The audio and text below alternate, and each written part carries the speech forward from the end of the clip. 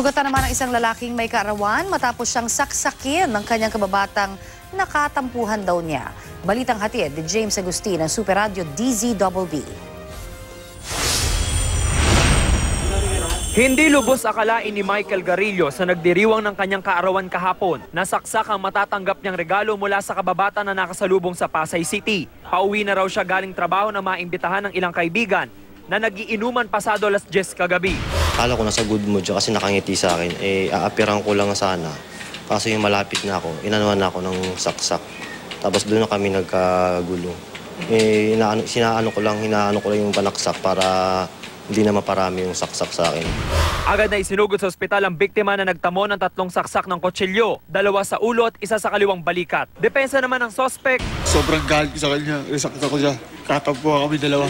Tinatabla nila ako pag pinag-aano nila ako Kakaisa nila ako. Pero ayon sa biktima, gumagamit umano ng iligal na droga ang sospek. Kaya gano'n na ang takbo ng pag-iisip nito. Sabi naman niya daw, pinagkakaisahan siya, binubuli. Hindi naman kasi kababata namin. Pag may inuman naman sa amin, iyayaya naman namin siya. Kaso ayaw lumabas. Kasi epekto siguro ng pagdodroga niya.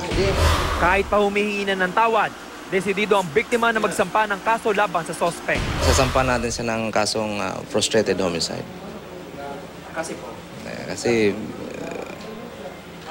yung tama ng saksak sa kanyang ulo, medyo delikado yun.